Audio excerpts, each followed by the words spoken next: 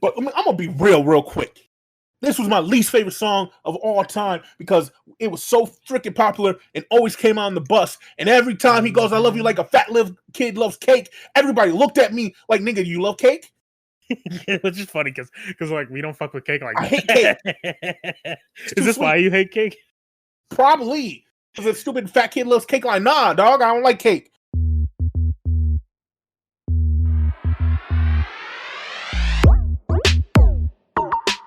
This is the Hypothetically Sound podcast, hosted by Alec, Randy, and Xavier, where we take a hypothetical look at the world around us, exploring the what ifs, maybes, and how comes. Join in on the unfiltered, raw, and real conversations as we explore the world around us. Welcome back to Hypothetically Sound. We hope you guys are having a great day. As always, I am one of your hosts, Randy, joined by the other host, Alec. What's up? And we are continuing our journey on Apple Music's top 100 albums of all time. And today we are on album number 82, Get Rich or Die Tryin by 50 Cent. Now, Alec, I know that I was a teen when this album came out, and it was a huge album for me. How do you feel about Get Rich or Die Tryin? Well, man, the album itself, you'll find out as we go through. 50 Cent as a rapper, yeah, good. As a person, not a fan. But like this is about his rapping and his album, so yeah. We'll as much as that. His his sketchy street cred before this album, didn't play too much into the album for me. I'm gonna be honest. I think his street cred actually helps out the album a lot, in my opinion. And I don't mean by like him being shot and stuff. I'm just saying like that. But his professional credibility is, and like personal credibility with like individuals is what like brings it. It doesn't matter because it's about rap, but I'm just saying like that, like the 50 Cent's personal relationships and dealings in business and stuff are kind of what, man. Anyways. Yeah. And if you want to know more about what like his street cred before and everything before, go look. There is a storied history of 50 Cent before he became such a big household name. But I'll give you some quick history about just 50 Cent in general. 50 Cent was born Curtis Jackson. That is what people know him by now. And now that he's into the more mainstream media, he was born in 1975 in Queens, New York. Rose from a troubled past to become one of the most influential figures in hip-hop. Before his music career, he endured a rough upbringing involving drug trade and surviving a near-fatal shooting in 2000. These experiences heavily influenced his gritty, realistic lyrics. In 2003, 50 Cent released his debut album, Get Rich or Die Tryin', which quickly became a monumental success. The album was produced by Eminem and Dr. Dre and featured a blend of gangster rap, catchy hooks, and powerful beats. His lead single, In the Club, became an instant hit, known for its infectious beat and 50 Cent's confident delivery. This album also includes tracks like 21 Questions, PIMP, and Many Men, each showcasing his storytelling ability and knack for crafting memorable songs. Get Rich or Die Tryin' debuted at number 1 on Billboard Top 200 and eventually sold over 9 million copies in the United States alone. 50 Cent's album not only solidified his place in hip-hop, but also influenced the genre as a whole, portraying his raw, unfiltered street life and its blend of hooks and hard-hitting rap. Thanks to Get Rich or Die Tryin', 50 Cent became a household name, a overnight success, commercial success. He's done it all. He is single-handedly responsible for turning Vitamin Water into a $1 billion company. Interesting fact about that is when he went to Vitamin Water, he just wanted to invest. And they didn't. And then with negotiations, he ended up with a 10% owner's percentage in 2004, and by 2008 made $100 million by selling to Coke with them. So dude knows how to hustle, that is for sure. Yeah, that's good because after Get Rich and Die Tryin', he had the massacre in like 05. Yeah. Which don't get me wrong, it had like Piggy Bank and Gatman and Mhm. Robin, even Candy Shop, which like it's a good album. It's not as good as Yeah. Get Rich, but it's a good album. And then 2 years after that, he released another album that was just like, man, I think it was Curtis. Yeah, I think so. And that was in 07. And then music wise, he just really kind of just woof. But it didn't really matter because like as a side note, Pop Smoke, rest in peace, came out out of fucking like nowhere from New York as well. And he sound like what would have happened if like 50 Cent evolved into a modern day rapper type deal. Yeah, no, 50 if 50 would have stayed with his rugged streets style like he did and didn't try like cuz I don't think he even when they made the album, I think they knew it would be a hood banger. They knew like Culture would love it. I don't think they expected it to be a 9 million selling album. Right. And he tried to recapture that success with more mainstream hits, and I don't think it worked as well. And while his rap game may have fell off as he went on, like you can't knock the dude's hustle. Like I said, he had Vitamin Water. He also has he had his book called From Pieces to Weight, a self-help book called The 50th Law. Yeah. No, Get Rich or Die Trying, the movie. He has an entire Power series on Star. hold on, pause. There's a movie for Get Rich and Die Trying. Yeah, it is a semi-autobiographical. Obviously it is, but like no one fucking knew about that shit. Yeah. I don't think we'd count that one as a fucking No, it had like a good amount of views. It wasn't like a mainstream like huge success, but I'm not knocking him. I'm like I said before, like it's a good thing that he did all this stuff and he hustled into other criteria because apparently he knew that he wasn't going to get past 10 years, if that. Granted, these are very good albums that songs are used even to this day for certain events, which probably give him a lot of money with the amount of play through certain groups. Yeah, we're not gonna talk about that certain group and play the song in his promotion of said song in person. It's fine. Let's get to the actual thing. Yeah, everybody can do what they want at the end of the day. But yeah, no, so that's 50 Cent in a small bubble. Now you guys know. As we said, my personal feelings for 50 Cent do not affect how I feel about his music, specifically this album. Yep. In so this I'm excited. Case, we do separate the art from the artist. Yes. In most cases. There are exceptions to the rule. R. Kelly. R. Kelly. But yeah, I'm excited to talk about the album. This has, spoiler alert, is in my top 3 of hip-hop albums of all time. His personal top 3. Yeah, my personal top 3. I don't think it is a top 3 in general, like of if you're going to rate hip hop albums, but my enjoyment is top 3 of all time. So you ready? You don't back your tops albums like this, like the way I back my top albums. Because my top albums should be top 3. Like my top 3 should be top 3. Okay, anyways, I'm just not as confident as 50 Cent in his album. Speaking of which, we get into intro. 19 song album, Get Rich or Die Tryin'. Yeah, it's an hour and 9 intro. Yeah.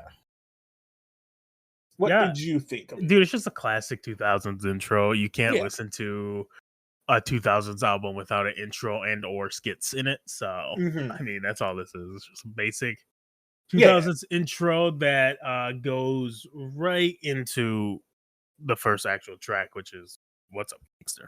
Yeah, it's just like you said, brief, goes right into this track. Nothing special about it. I didn't rate it or anything because it's an intro. But yeah, it leads into a good song. Track number 2, What's Up Gangster. And like the clear thing, like the thing that I got out of this song growing up in the 2000s when this came out, it had a lot of people who weren't gang members and gangsters running around yelling "What up, gangsta?" Like it gave people that permission. They listened to the song and they were running around saying it. And it definitely was like a 2003, 2004. So I'm a freshman in high school, and people running around saying it in my high school, and I'm like, "You guys are super rich. You aren't gangsters. Stop." Man, they could be Clarence from 8 Mile. Leave them alone. But yeah, dude, this first track absolutely just puts you in the mood to listen to 50. Oh yeah, and just the album in general, it sets a tone right away. You understand what you're gonna get. It's a good start to the album, in my opinion. I agree. This is, if you wanted to, I think I've said this a couple times on other people's album. This song gives you what to expect from 50 Cent. Mhm. It has his killer hook. He gave you a couple bars, and you get his confident style of rapping. That's one thing with 50 Cent, and you'll hear in all these songs is he might be the most confident rapper in the game. Like he's saying everything with a authoritative style that you have no choice but to respect what he's saying. Oh, for sure, yeah. He's a young, confident, hungry MC at this like point in time. It's insane, and you feel it. You feel it. You feel he's reaching for all the greatness that he can get from this. So it comes across as like, yeah, he is going to get rich from this album, or he is going to die. Like, trying. You feel that energy through his song, which I love. It's why I love this album. If more of us had that spirit, probably more of us would be rich. That's true. And with that, glazing, I gave it a 7.5 out of 10. I gave it an 8. Okay. Yeah. So I think we're gonna be pretty close on those songs. Obviously, there'll be some that I rate higher than yours, but yeah, of course. That's how it always works with us. And then, I know you guys have been doing this, so Patiently Waiting is the next track, number 3. How do you feel about Patiently Waiting? Bro, all right. So this song features early 2000s Eminem. Yeah. All right. So you already know you're getting into some like lyrical madness and what stuff. And the thing that I really noticed about the song is that it feels more like an Eminem style song at the time. That is 100% what I said. And you can tell this is a 2003 produced Eminem song that they gave it a 50. And 50 shows in this very well that he can hop on the track and hang with Eminem. Especially at this time where this is considered his peak. For all the Eminem fans out there, I'm a hater. Eminem fell off. Anyways. No, but at this moment, like early 2000s Eminem is practically unmatched. Like this is where like he gets his fame, and in a few albums you'll understand why we say this. But it was really interesting to hear the contrast of like the intricacies of Eminem's rapping mixed with 50's more simplistic gangster rap style. Everything. And the fact that it held up is like a testament to 50 100%. Oh no, I agree 100%. Like I thought like Eminem out raps him on the song, but it doesn't take away from 50's rapping on the song or like just their combination of working together. Like 50's hook leading into Eminem's bars is great. Like they complement each other so well that it makes a great song. And I think that the fact that 50 Cent does have a more simple lyricism and like just style, and I say simple and it's not in a bad way, like he has very strong flows, all this stuff, but it's like sometimes that's all you need, right? But 50 definitely like doesn't try to like overshine, or he just bees himself. He doesn't let who's on his track take away or influence how he's going to do something, which leads to his confidence. Like he's like, I don't care who's on it, Eminem, Jay-Z, Lil Wayne, it doesn't matter, I'm still going to do me because I am the best in my mind. And that's the mindset he had to have. And it worked. Like I said, it's a great song. He's not outshined, even though Eminem's verse is arguably better. It doesn't outshine him like other artists who have been on the track with Eminem, especially at this time. But overall, I gave this an 8 out of 10. Again, it feels more like an Eminem song, but like it's good. It's a good song. I gave it an 8.5 out of 10. So pretty close again. Which moves us to track number 4. Probably the most popular song right now at current day, Many Men. I might be his most popular song ever. I'll be honest. I think this might be his most popular song. I would argue that I think there's a couple other songs even on this album that are more popular.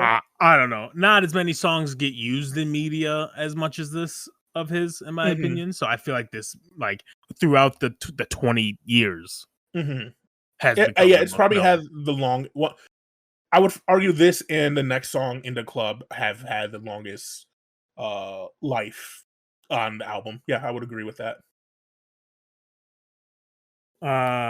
But yeah, man, this is like the first I'm Him song on the album. Yeah, absolutely insane. He wrote it after getting shot up. Obviously. If you did not know, he took 9 bullets to the chest and survived after someone wanted him dead, obviously. Yeah, I mean, it's still hard after 20 years. People use it in current events, even. Like, it's a hard-ass song. It's quotable. It's good. It's a good song. Many the beat goes hard. Wish death upon me. Yeah, I'm sorry. Yeah. So it's a fantastic song. Like, it has memorable lyrics. The final verse is disgustingly good. Great oh my God. storytelling, solid beat, introspective lyrics. Like, you're right, it is a very good song. There's a reason why it's lasted, and it goes also a testament to 50 Cent is a lot of his songs stand the test of time. There are obviously ones on here that I'll say later that I don't think stood the test of time, but he does have a lot of songs that have. Also, again, I mentioned the last verse just a second ago, but like the last few bars of the song, so cold, dude. You get shivers almost every time. I'm just gonna recite it. It's in the Bible. It says, "What goes around comes around." Homo shot me. 3 weeks later, he got shot down. Now it's clear that I'm here for a real reason because he got hit like I got hit, but he ain't fucking breathing. Is the craziest fucking. And just how he says it, dude, it's so crazy. Yeah, listening to it, that shit goosebumps, bro. That shit crazy. 9 out of 10. 9 out of 10. You know what? I'm gonna break.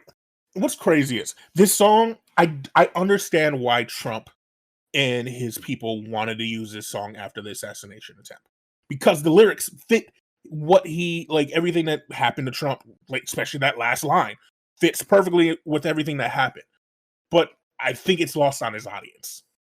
They only hear the "many men wish death upon me," not the lyrics for the rest of the song. That's all you need. You only need 10 seconds of it. Yeah, and that's what it's for. It's for that TikTok viral need of America and the world right now. But God, it's such a good song. It's a very good song. I gave it a 9 out of 10. Hell yeah. Is that what you also gave it? Yep, a 9 out of 10. Which moves us to another classic, as we were talking, In the Club. Probably his first major hit off the album that the world was introduced to 50 Cent from. It was in the Super Bowl. That's what he was introduced to in the Super Bowl.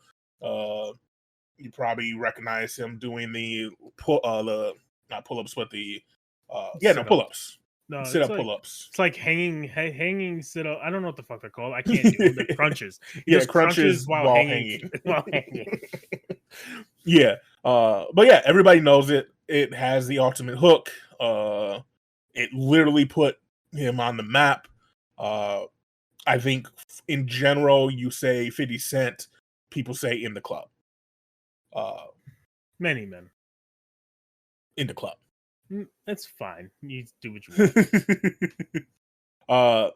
But yeah, I think overall it's a good song, catchy song, fun song. It shows his versatility that he can make a club banger while also talking about murdering people. Yeah. 2 minutes prior. I mean, it's good. It's a good song. It holds up for after 20 years. Like, you still hear it today. Yeah. I gave it an 8.5 out of 10. I also gave it an 8.5 out of 10. I'm not gonna lie. We both gave Many Men a 9, and you gave In the Club an 8.5 out of 10, which I did too. But you're arguing with me in this weird way. But okay. No, I'm just saying, like, Many Men is a better song. It's fine. I just think In the Club is more universally known. It's fine, brother. It's fine. If you're listening to this, which song do you know more? Many Men or In the Club? You decide. Poll started. Get on. That's weird. You don't say that to a black man.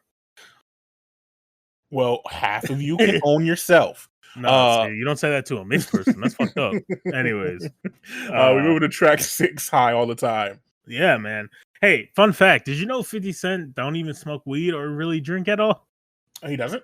No, he doesn't. I don't trust people who have a alcoholic beverage line that don't drink. Me neither. I don't like at the time. I don't think he did, just because he was super focused on getting into these things, and that was probably one reason why like M and Dre brought him in. Because even though Eminem had a drug issue at the time, it was more of a like undisclosed thing, you know. Yeah. But with that being said, 50 made this song because he saw other artists selling a lot of units with the subject matter of the song. Yeah. So he was just like, fuck it. Yeah, he knew. He knew. He understood the game. This is the business. Yeah, this is the business. The business I'm talking about, right? This is why capping in songs is sometimes okay because it just sells. Which leads me to a different while I still like the song and I like this album, this is one of the hypocritical things I do not like about 50 Cent is he knew the game. He knows how the game works. And then to call out people for playing the game irritates me. Like, don't play the game and then get mad that other people are playing the game as good or better than you. I mean, that's all it is, though. It just feels like a streak of jealousy that they just played it slightly better. But yeah, it's a good song. I ain't even a fan of Jay-Z, but like shit. Yeah, it's like the whole thing. Like, would you get $100,000 or $1 million or sit at dinner with Jay-Z? Obviously, you take the $1 million because if you went to dinner with Jay-Z, that motherfucker tell you should have took the $1 million. That's just logic. Yeah, they use their smarts. Yeah, it's about generational wealth, and he found a way to create it for him and his family that will hold on the test of time. Yeah, like, no matter what his kids do, they're Grammy Award winners. True. And that is something in our world means something. As arbitrary as it is, it means something that they'll be able to use on resumes or to get into things. Yeah, I won a Grammy when I was 6. Well, I mean, it just helps that your dad is Jay-Z. That too, yeah. Like, I don't think you need it.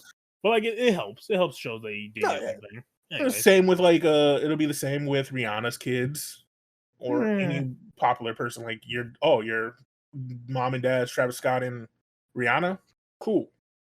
Well, I don't think it's Travis Scott. It's definitely A$AP Rocky. But sorry, A$AP. Same difference. Not really. Not really at definitely all. Not at all. That's my bad. That's my bad. Edit, cut, move on to the next one. No, you keep that embarrassing shit in. Because I need people to know and discredit you. So when you say some shit that disagrees with me, they're just more likely to lean towards my side. Anyways. Yeah. Only thing I didn't like of this song was the ending of the Ready or Not, Here I Come. Like the little repeat he does at the end. Just wasn't a fan of that. Otherwise, I gave the track a 7 out of 10. I gave it a 7.5 out of 10. The beat's too smooth, and 50 just knows how to slide on it. No, yeah, 100%. Just how it be. Which brings us to Heat. Yeah. Which starts with like a little skit.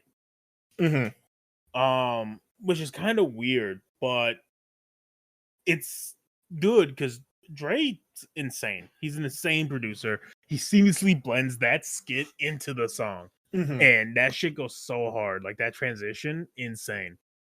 Yeah, I thought the chorus was fire as well. See, I thought 50's verses were better than the chorus. I feel like it's also a slept on 50 song. I feel like it probably deserves more credit than it does have. Yeah. I give it 8 out of 10.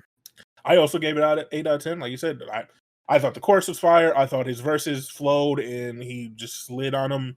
The whole thing is just really good work. Like, can't knock it at all. Which moves us to 8. If I Can't. I think this is another like prime example of 50 Cent music. Yeah, he's him.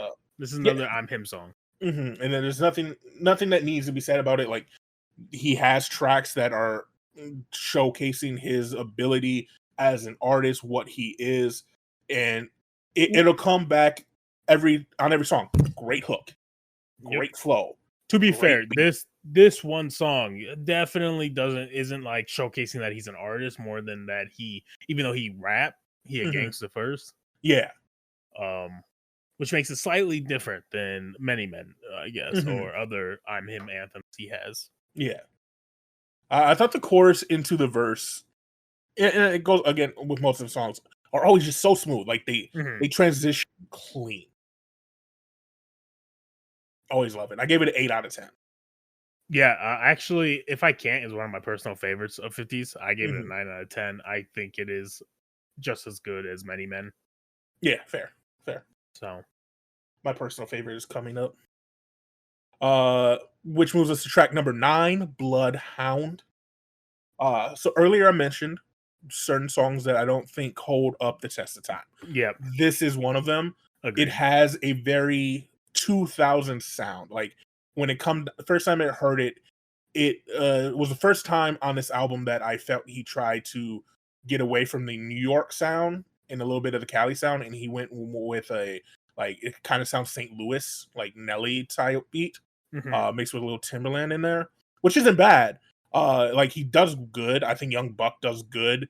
It just it's dated to me. Yeah, no, I agree. Like it feels a little offish. I even put on here, I don't know if it's because the producer at the time isn't Dre for the song, or what it is, but it just feels a little offish. Yeah. It definitely doesn't hold up in comparison to the previous songs, which is just like a fire, like 9-track run. I gave it a 7 out of 10 though, but it's probably my least favorite of the album. I also gave it a 7 out of 10, and it's probably my least favorite on the album. Which is interesting because it leads into my personal favorite on the album. Back Down? Back Down.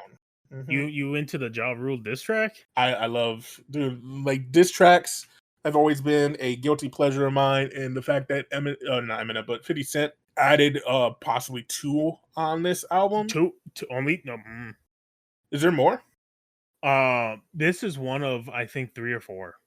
Oh, okay. Yeah. Like this is a full-on diss track to Ja Rule. Yes, and the other 2 are also for sure diss tracks to Ja Rule. Before he became like super big. Just to let you know, 50 is from New York, Ja Rule is from New York. They're from different hoods. Yeah. But so they've been beefing since before 50 was even signed to Eminem and discovered. Which is funny because I think Back Down might be the first like big name 50 diss track. Yeah. And this is where I think like Ja Rule knew he like super hard fucked because it went out to everyone. Like it was like 50 was no longer just a New York rapper, he was 50 Cent, right? And the whole diss track is insane. It hard attacks Ja Rule's credibility in the hood, which at the time was huge. It's just a solid diss track overall. Yeah, it is a very Eminem Dre beat, which is fantastic. Another first verse is just so nasty and disrespectful. Like I remember when this album came out, and same with the second one with Piggy Bank. Like for him just to so blatantly go at someone on an album was wild. And like my favorite line is like he goes, "Use a Pop-Tart, sweetheart, you soft in the middle. I eat you for breakfast. The watch was an exchange for your necklace, and your boss is a bitch. If he could, he would sell his soul for cheap, trade his life to be shook." Like, so fucking just gross. And then the Alex Thomas skit at the end of the track is how skits need to be used on albums. The Alex Thomas skit definitely is funny as hell.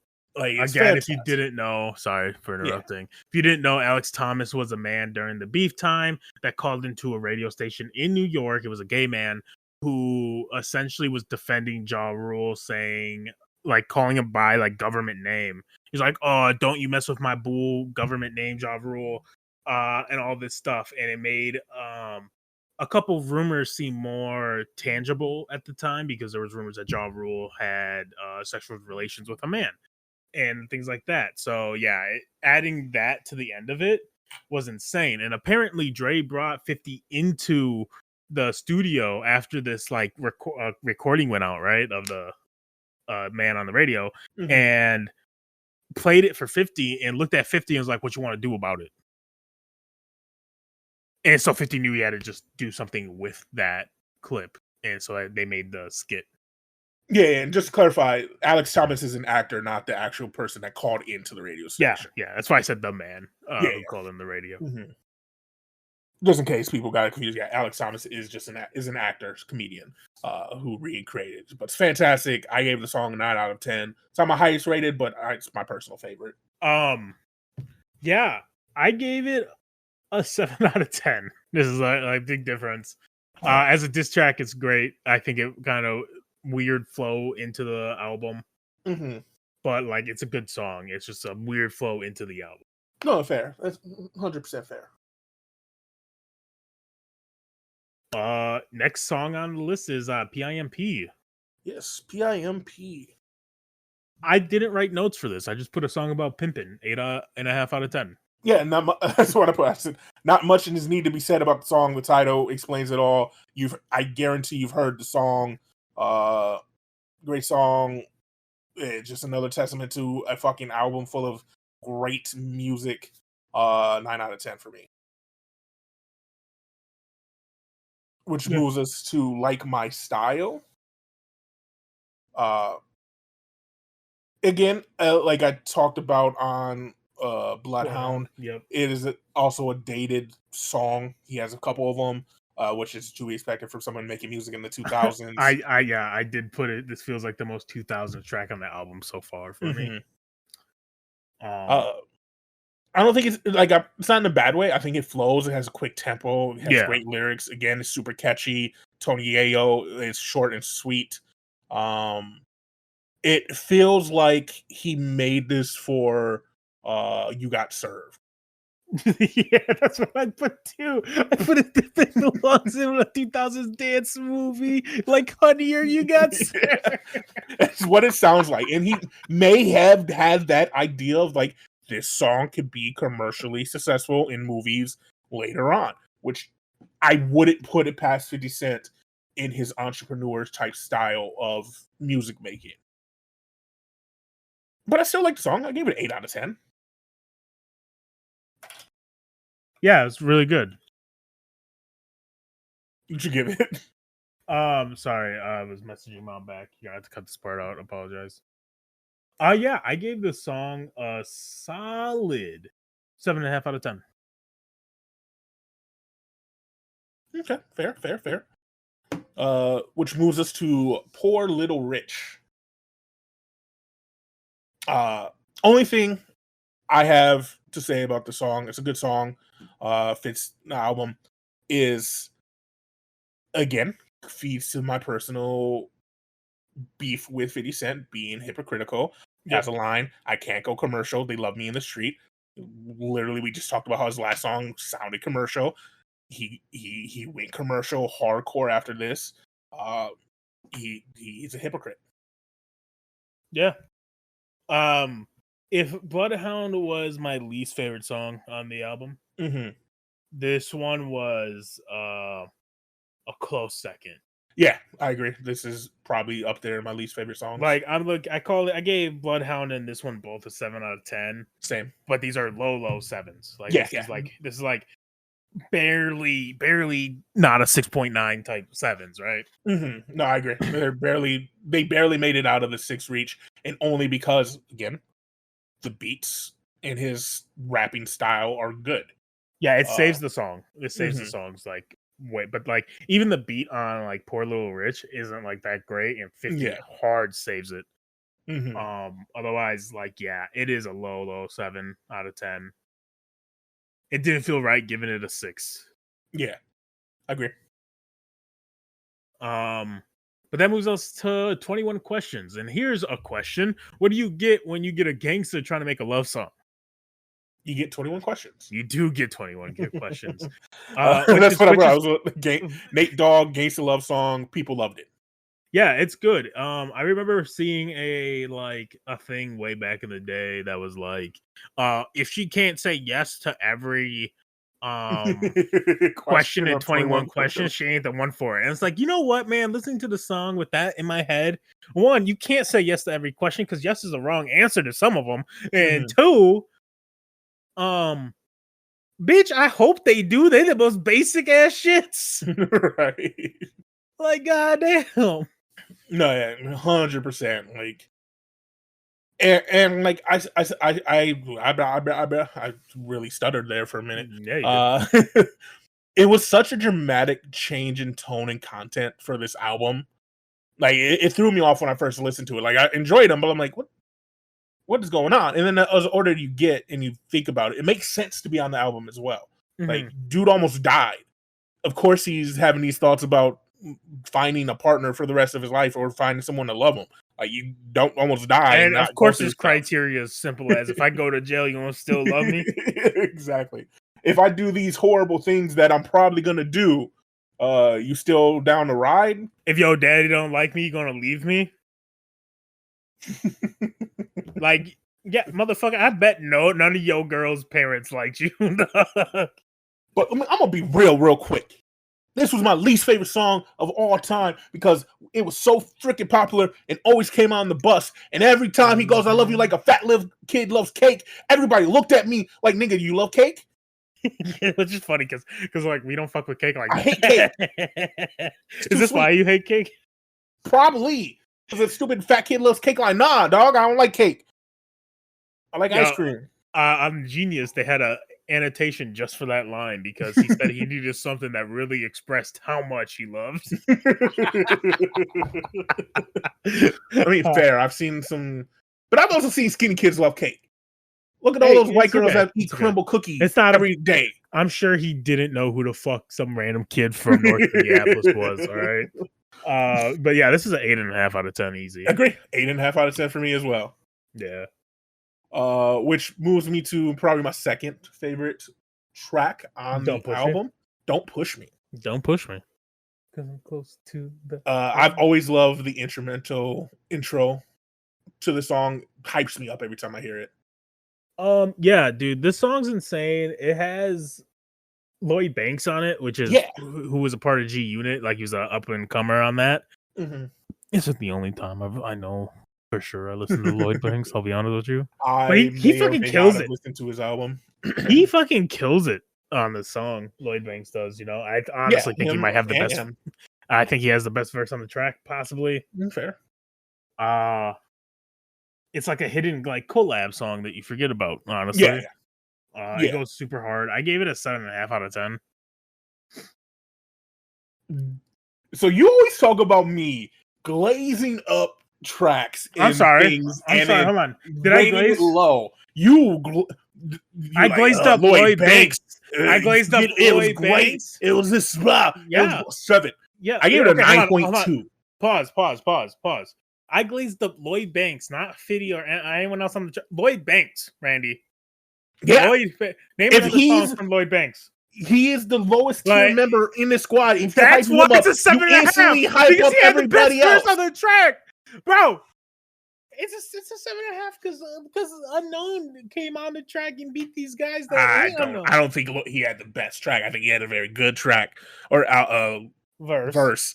And Eminem and 50 did their thing like always. It is great. It has a top tier beat, a top tier feature, and this song that can be looked at as an example of how good Aftermath was. It is a 9.2. Yeah, you know what? Maybe I'll talk to Travis Scott and Rihanna about that.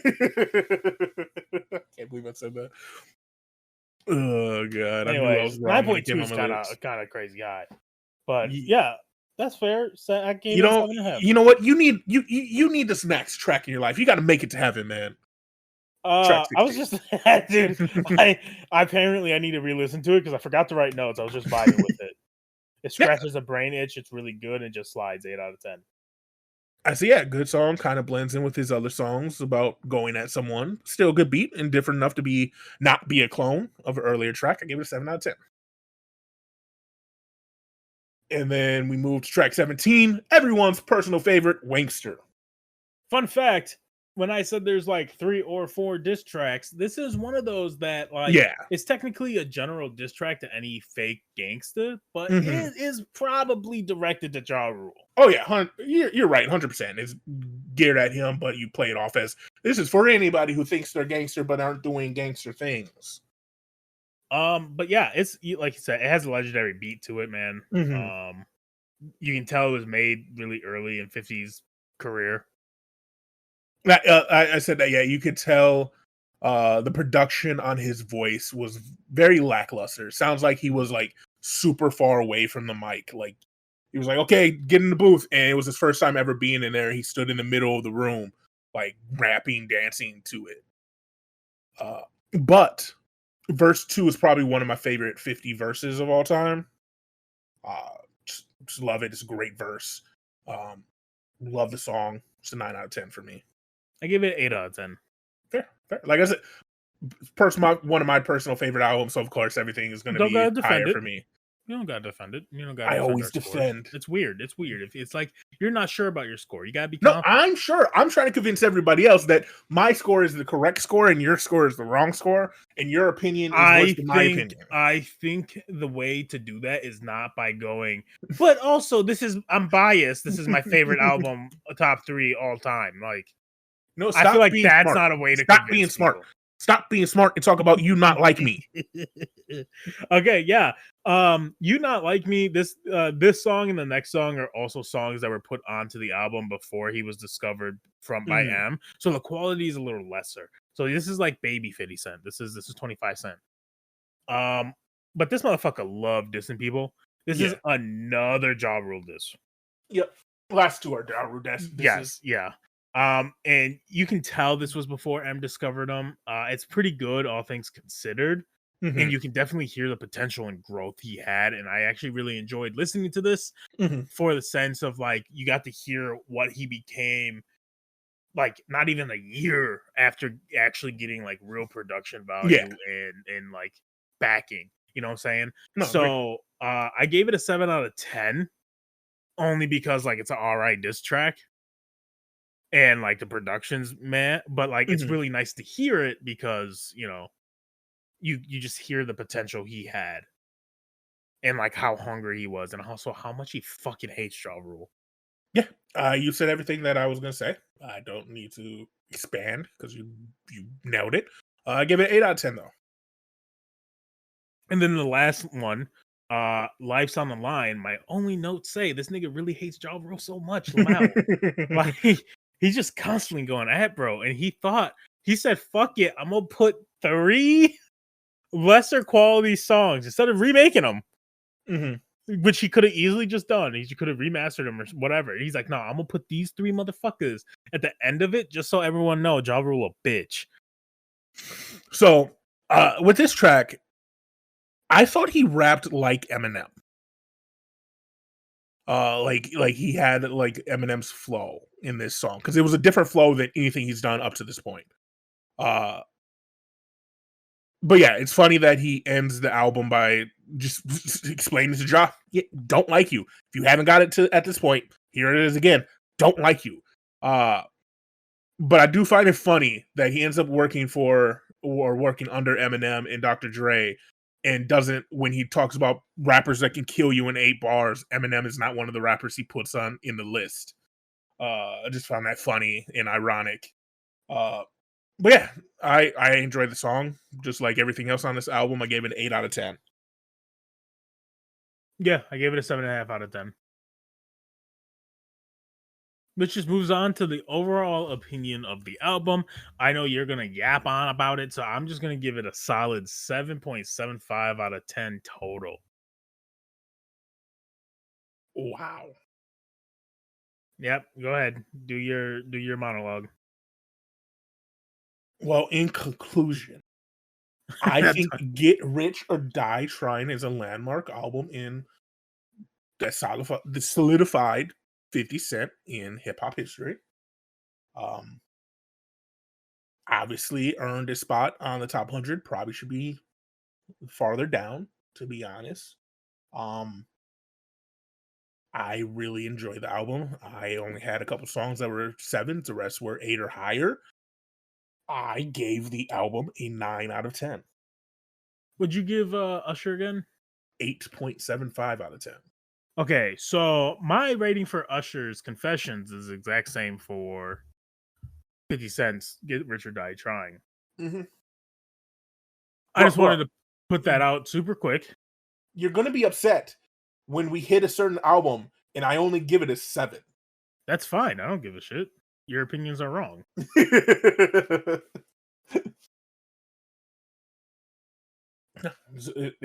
is one of the best hip hop albums of all time. See, there aren't misses. Also, on this I want to bring that up because I feel like you said it, and now you're just gonna spitefully be like, "Oh, this is just gonna be a 7." Because you don't see me. I do my mathematically. I give my ratings, and then I find the medium of them. Okay, bro. We literally go. People can go on YouTube. We have us breaking down every Kanye album.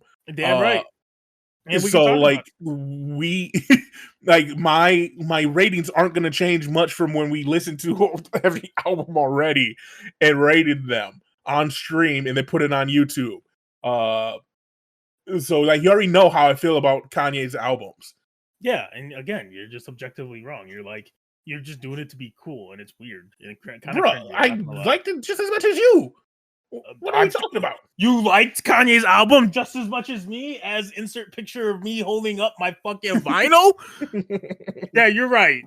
I didn't die. Like, I'm pretty sure I gave that album like an 8 out of 10. Yeah. I don't know. I'm also not going to give it like a 10 out of 10. I don't want people to think that shit. Like, don't get me wrong. As you just talk about holding up the vinyl. Like, I think it will be highly rated. Like, I don't think I've gotten over like an 8.5, but I just want to put that out there super quick. Yeah, it's hard. Like 9 is high. Don't get me wrong. 9 is high. It is obviously my personal favorite so far.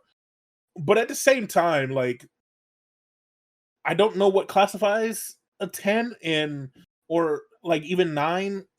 But like I had more tracks that were 8.5 or 9 than I had that were 7. Bro, so I need an album that's like 100% influential. It not only changed my life, but it changed the fucking course of my children's future. Like things like that for it to be a 10. Again, I think the closest I'll ever get is like a 9.5, and I think 9.5. Like, and this is that type of album for me. I legitly probably sunk 100+ hours listening to this album. Like I would come home from school, play this album. I was laying in bed, play this album. Go to school. It's playing in my CD player because I'm that old. Even when I got iPods and stuff, it was one of the first albums I downloaded. I really enjoyed it, especially in the second album too. Bro, you know I was a 50 fan. You know what sucked about being like those CD players? We were poor. So we didn't get the newer CD players where you can kind of tilt them a little bit or turn them sideways. So we had to walk with them bitches like you're holding a pizza. Like you had to hold them straight, otherwise like your shit's fucked. When I eventually got one that I could put in my back pocket and just have it sit there while I was walking, bro, that was a game changer. So I could just walk around. You know how dumb as fuck you look walking around like holding a goddamn probably CD super player. dumb. These rich kids walking around with their freaking big ass block iPods and Zooms and shit. God, I'm old. No, I remember when they wouldn't our parents wouldn't buy us an album or anything, so they give us those little like toys where it played like 2 songs. Yeah. And you got to choose, like you press one button, it played one song, you press the other one, it played the other. That was it. Music and just I could do a whole podcast series on the evolution of music in my lifetime, because I've literally, other than maybe like 8-track, like I was alive for the evolution of music. Yeah. Oh yeah, for sure. Yeah, you got to experience the hymns of our ancestors on the plantations and shit, for sure. But yeah, it was a good album. I enjoyed it. Yeah, it was a good episode. I hope you guys enjoyed it. And it is that time. They've been patiently waiting. Yeah, man. We just mentioned it, but shout out to all those CDs that survived that era of you tilt, you die. Shout out to all the people that were careful with their CDs. Rest in peace to all the ones that didn't make it. Them bitches was expensive too. You scratched one of them. That shit hurt. $19.99. You got bro. If you scratched one and you got lucky enough it didn't fuck up. The worst was scratching it and it only skipped one song. And it was a song that you cared about and wanted to listen to. Dude, I scratched one once and didn't even skip the song. It just fucked up like the middle of a song. Yeah. And so you would miss like half a verse. So he'd go into a random word. So he'd be like, I don't even remember. I think it was an Eminem song. But he tried rhyming orange with the most random shit for me, man. Every time, and it never worked. It just never worked. A new word every time. Every time. Orange, cow. What the? Eminem, it doesn't work. It's just like, yeah, you scratch it, especially when you're young and you just know the like dire consequence of that. Mm-hmm. And you just fucking like middle of the street screaming up, why God? Holding up the fucking scratch CD as it fucking burns your retina because the sun's reflecting off of it. Yeah. I like it. Thank you guys again for listening to us. We hope you enjoyed. You can find us anywhere, everywhere. We're on Reddit, Facebook, Twitter, TikTok, everywhere. Hypothetically Sound. And until next time, we hope that you have a great day. Till next time. Goodbye. Deuces. Thank you for listening to Hypothetically Sound. We hope you enjoyed the episode. All episodes can be found at hypotheticallysound.podbean.com, as well as on Apple, Spotify, and Pandora. For full unedited video versions of the podcast, please visit us at youtube.com/hypotheticallysound.